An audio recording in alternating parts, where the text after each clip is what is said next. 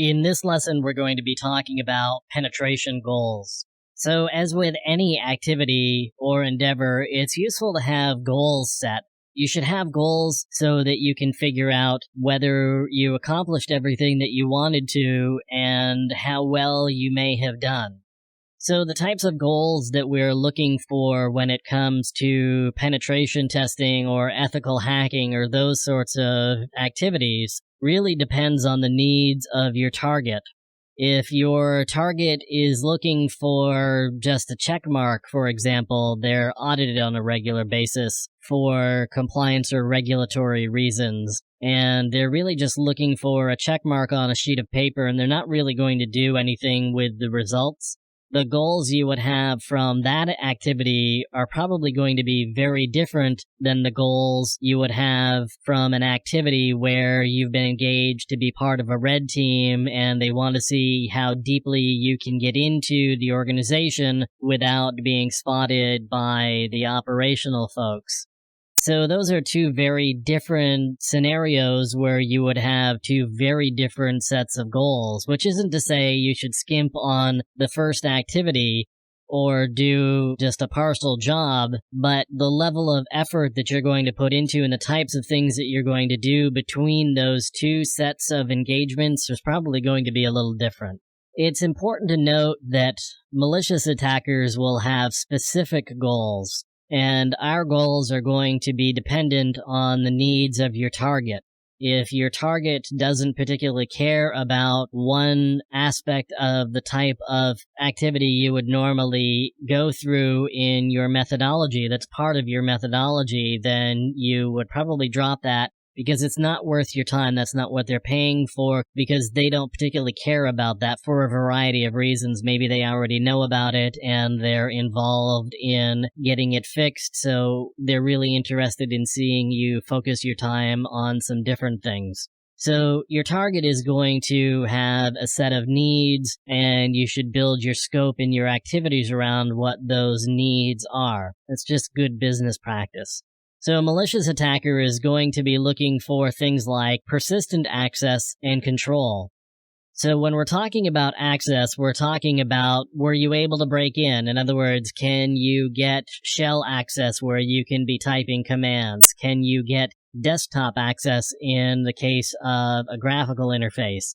Can you start launching programs or copying files? Can you get access to a system?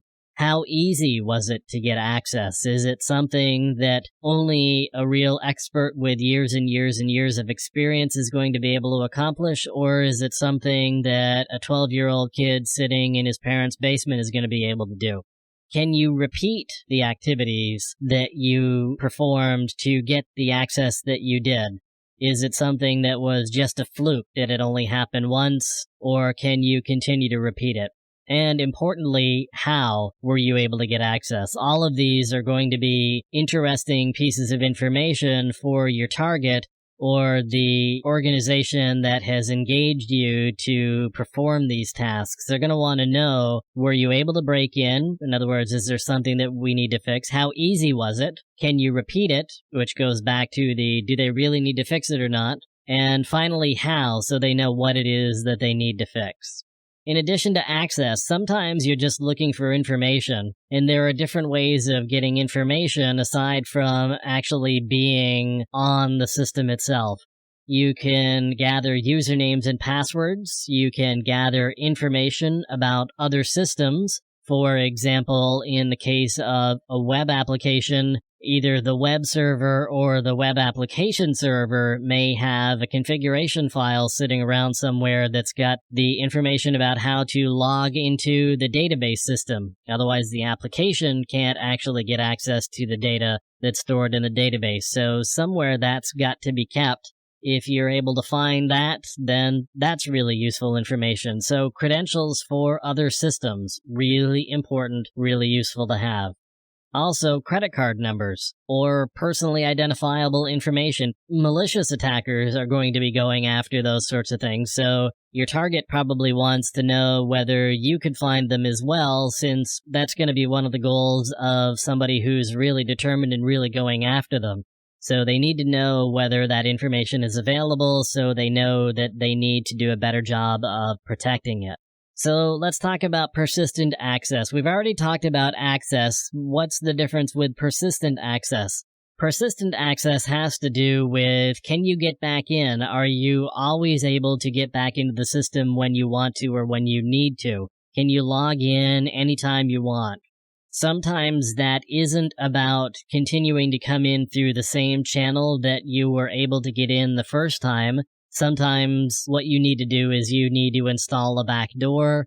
You need to set up a tunnel somehow from the system that you've managed to get into to another system so that you can come back in through the tunnel. Maybe you could set up a VPN and be able to get in that way when you need to remotely. So it's not always about being able to get back in the way you got in the first time. Sometimes it's about installing something that allows you to get back in whenever you want. Finally, we're going to talk about control. What does control mean? Well, it doesn't necessarily mean the ability to log in on a regular basis. Sometimes we're not so concerned about that. What we're concerned about is other things, like, can I install a piece of software that allows the system to participate in a botnet? So, for example, can I get somebody to come to a website where I've got a piece of software that will exploit a vulnerability in the web browser and get my botnet installed that allows that system to participate in a botnet? That's a certain level of control. Can I use the system as a leaping off point to other systems? Maybe I don't really care so much about it and what it has as much as I care about the fact that I can get into it and bounce off to other more important systems. Can I get access to internal systems as I need? And some of that comes back to the jumping off point. Is the system that I have access to just a dumb system that sits on the edge of the network, but it somehow allows me access to internal systems through it? So I've got some control in that way. Could it be used as a tunnel point to other systems? It's really important to have goals as you come into a particular engagement so you know what it is that you're looking to accomplish. When you formulate your goals, you're going to want to make sure they are in line with the expectations of your target. So you don't have one set of goals and your target has a completely different set of expectations. So when you get to the end, they have no idea what you've done or why you've done it.